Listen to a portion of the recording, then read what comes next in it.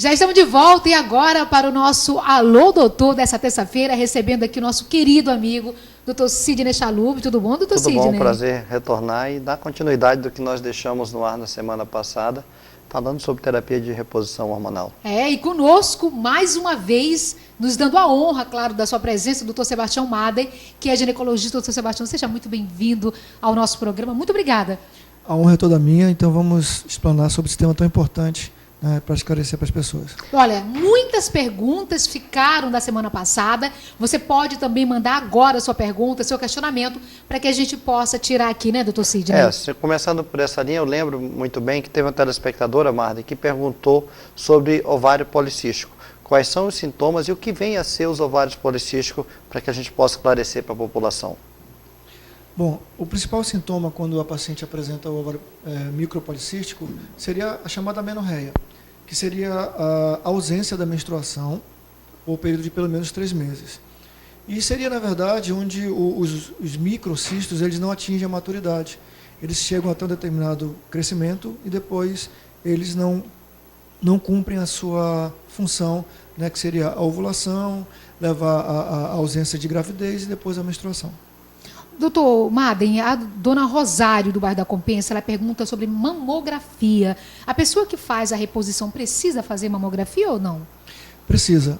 Embora o uso da terapia hormonal altere a densidade mamográfica, é justamente nesse ponto que eu acho essa pergunta importante, que antes de se começar a terapia hormonal, o ginecologista deveria, até como sugestão aos colegas, mandar para o mastologista para que a gente possa colaborar, né, evitando um possível aparecimento de um câncer que possa estar subjacente ou esse ATH possa contribuir, né, para que isso aconteça.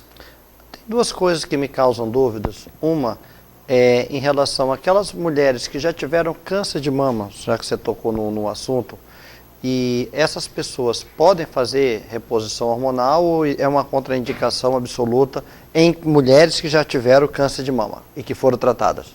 É uma excelente pergunta, porque isso é um tema de controverso dentro da sociedade da mastologia. De maneira particular, de maneira isolada, se você conhecer bem sua paciente e se o benefício da reposição hormonal for um benefício muito mais favorável do que possa causar a questão do câncer, e de forma isolada, é possível sim, né, mas não é recomendável, Sidney, né? Doutor Maden, a Márcia, da Praça 14, ela faz um questionamento, e eu já emendo aqui com uma outra pergunta que acabou de chegar para a gente aqui, porque ela fala qual é a idade que a mulher realmente deve entrar na menopausa. E aí nós temos outro questionamento para saber se existe a menopausa precoce. Pode acontecer isso? Pode sim. Para a gente caracterizar a menopausa, seria a ausência da menstruação por um período de pelo menos, aliás, a partir de 1 ano. Né? Antes desse período de 1 ano, vai haver uma falha na regularidade da menstruação. Isso, se for detectado pelo médico assistente, de que existe uma alteração hormonal pelos exames de sangue e pela clínica, que seria a alteração principal que leva a isso, a mudança na pele, a secura vaginal, o choro fácil, o calor, as ondas de calor, mesmo no ar-condicionado, ela vai apresentar essas ondas de calor. Então, se houver uma alteração clínica e ou laboratorial, o melhor período seria a partir do momento em que ela apresenta esses sintomas. Mas, normalmente, a gente bota como ponto de corte o período da menopausa a partir de 50 anos. Antes dos 40 anos, é caracterizado como menopausa precoce. Olha, deixa eu fazer uma pergunta aqui, entre dois médicos de uma leiga, gente. A gente ouve muito hoje, nos meios de comunicação, tanto noticiário nacional como internacional, que uma mulher engravidou com 60 anos. Né? Isso daí já é algo realmente que muito se fala. Então, como que pode acontecer isso? Se aos 50 anos, provavelmente essa mulher já entrou na menopausa, e lá na frente apresenta uma gravidez? Isso é uma raridade na medicina, mas existe. Os ovários da mulher, eles já nascem predisposto a parar de funcionar aos 50 anos. Existe por alguns fatores alimentares, principalmente as mulheres que usam o que a gente chama até de hormônio natural, que são pessoas que têm hábito de alimentação com soja. Pode ocorrer. Isso é uma coisa rara dentro da medicina e quero alertar que essas mulheres são consideradas gravidez de risco, porque o seu organismo já perdeu aquela adaptação natural que ela tem para a gravidez. Então, isso é uma exceção da regra e, em sendo exceção, torna-se uma gravidez de risco, porque assim como o outro extremo, meninas muito jovens, com gravidez 12, na 13 anos, adolescência. que eu considero de crianças que estão engravidando, o seu organismo também não está preparado para tal. Então, são esses dois extremos que pode ocorrer e que a gente tem que tratar como excepcionalidade dentro da medicina. Agora, uma mulher que tenha problema durante o período de menstruação, tem muitas mulheres que têm aí excesso de sangue, né? Outras pessoas já acham que estão com anemia, tem a falta, muita gente diz que com anemia você pode ter um excesso maior. Enfim, isso já é uma demonstração que aquela mulher precisa, lá na frente, de uma reposição? Não necessariamente. Ela pode ter como causa desse sangramento irregular, tanto na quantidade quanto no tempo da sua menstruação, ela pode ter um problema orgânico, né? Um mioma, por exemplo. Né? Um mioma. Um tumor ovariano, por exemplo. Né? Se você descartar o problema orgânico, você vai levar na questão endócrina. Então, você tem que caracterizar muito bem o que tá originando esse sangramento. Ou uma causa endócrina, no caso ovário, etc., ou uma causa orgânica. Doutor Madem, doutor Sidney, tem um questionamento feito aqui por uma telespectadora. Ela diz que antes da menstruação, pelo menos 10 dias, ela percebe que sai uma secreção preta e ela não sabe o que é. E ela quer saber se isso já é algum sinal de menopausa. O que seria essa secreção? Porque ela coloca aqui que é uma secreção. Não tem a idade, né? Não, ela não colocou a idade. É importante caracterizar a idade dessa paciente, porque a gente pode supor várias coisas, né? Vamos partir de hipóteses.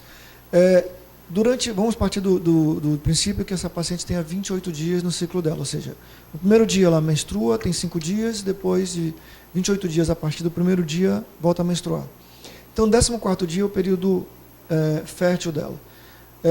Nesse período de primeiro ou 14º dia, existe um hormônio e a partir dos 14 dias também existe outro tipo de hormônio. Ela pode ter uma falência em um dos hormônios ou nos dois, que pode caracterizar um pouco isso aí. Isso vai depender também de vários fatores. Até mesmo a gordura feminina, a quantidade aumentada, ela produz hormônio. Ela transforma hormônio chamado periférico. Então, isso tem que ser bem caracterizado. Dependendo da idade, ela pode ser um problema orgânico, repito, ou mesmo endócrino. Eu tenho uma dúvida que, assim, é muito constante. A gente sabe que a menopausa ocorre uma ausência de menstruação por aproximadamente 1 ano. Mas aquela mulher que está 4, 5 anos sem menstruar, entrou em menopausa, e essa mulher deve fazer a terapia hormonal, ou tem alguma contraindicação dessas mulheres que passaram do período, vamos dizer assim, adequado de fazer essa reposição hormonal? No programa anterior, a gente havia comentado um pouquinho sobre isso, né? Os benefícios que a reposição hormonal traz para a paciente. Evita, ou pelo menos reduz a possibilidade de infarto do miocárdio, reduz e muda de osteoporose para uma osteopenia, melhorando a densidade óssea e evitando a fratura espontânea da mulher. Enfim, melhora a pele, a libido, a questão do brilho dos olhos, enfim. Essa pergunta é importantíssima porque quais os benefícios que ela pode trazer a partir de 5, 6 anos que ela passa sem o uso da medicação. Os estudos estão mostrando que não traz benefício nenhum. Pode até colaborar para prejudicar essa paciente. Todos aqueles sintomas das consequências da ausência, quando você faz uma reposição tardia, pode até piorar a situação da paciente. Então, o ideal, o melhor momento é que quando ela apresenta os sintomas, que já foram citados anteriormente. Agora, doutor Madem, a pessoa, o senhor está falando aí a questão da osteoporose, os ossos que ficam mais enfraquecidos. Se uma pessoa não fizer essa reposição hormonal, como é que ela vai ficar na terceira idade? Ela vai chegar à terceira idade de que forma? Vamos fazer uma hipótese novamente. A paciente parou de menstruar aos 49 anos e 50 foi caracterizado menopausa. Não é exatamente isso. A possibilidade de ela ter uma fratura muito grande será mais ou menos em torno dos 70 anos, 65, 70 anos. Então, 15 a 20 anos depois, essa possibilidade de ter uma fratura, ela aumenta com a ausência do ATH. Se você fizer tomar a medicação no período correto, essa possibilidade de fratura, ela reduz muito, em mais de 60%. Então, a importância do ATH, ela se dá nisso, na qualidade de vida. Todos aqueles sintomas que a mulher tem de secura, de choro fácil, são revertidos com ATH. Olha, nós temos aqui várias perguntas. Vou tentar fazer algumas delas, né, doutor Sidney? A primeira aqui, toda mulher pode se beneficiar com a reposição hormonal? Ou para alguma tem contraindicação? Existem contraindicações sim, mas existem medicações alternativas. É uma pergunta excelente. Então, paciente que tem problema cardíaco descompensado, né? Paciente que tem algum problema no fígado, algum tumor, alguma coisa que possa alterar a função hepática. Pacientes que têm diabetes descontrolado, você não pode fazer o TH, a terapia hormonal específica, mas você tem algumas opções para fazer, né? Para que isso muito bem, a cardiologia já está com medicações excelentes para poder reverter essa situação. A endocrinologia tem medicações excelentes para tentar reverter essa situação. Então, a indicação não é para todas as mulheres, não. As pacientes têm que ser bem selecionadas e ver se o benefício realmente é muito grande para elas. O Marden, aqui é um programa que a gente leva muito alerta à população. E uma coisa que eu queria que você comentasse é aquela paciente que está com 55 anos, parou de menstruar há 5, 6 anos, de repente ela chega eu comecei a menstruar novamente, eu comecei a perder sangue vaginal.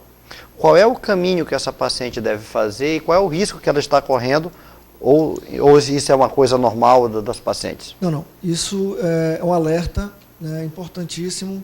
Ela tem que procurar de imediato o seu ginecologista. O ginecologista tem que fazer um exame físico dessa paciente de uma forma bem minuciada para poder fazer diagnóstico diferencial com patologias, até mesmo câncer do colo, né? Câncer de vagina, câncer de endométrio, enfim, tem que investigar de uma forma bem minuciada essa paciente. A gente chama de sangramento pós-menopausa, que é uma coisa que chama muita atenção. Aqui, os efeitos, se existem efeitos colaterais na reposição hormonal. Sim, existem, né? E o que mais nós pegamos em consultório, que trabalhamos com a parte de ginecologia e mama, seria a dor mamária, né? A dor mamária é um fator que deve ser bem trabalhado pelo ginecologista para que ela possa dar continuidade a essa reposição hormonal. Alguns casos a paciente até abandona porque ela não aguenta de tanta dor.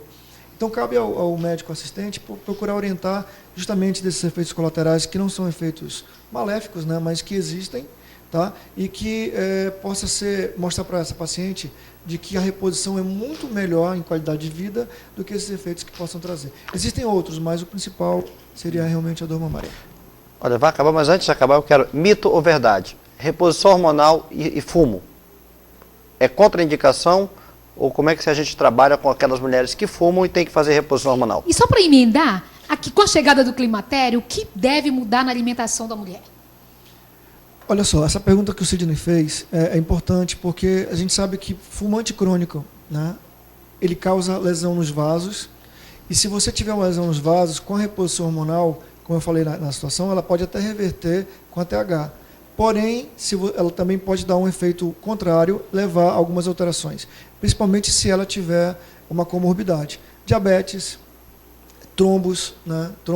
Problema cardíacos, isso pode levar a essas consequências. E a alimentação, o que deve mudar a princípio? Aumentar, como foi falado no programa anterior, a questão do leite, né? Principalmente nessa faixa etária, o desnatado, lembrar porque a gordura não é importante nessa faixa etária, mas sim a questão do cálcio.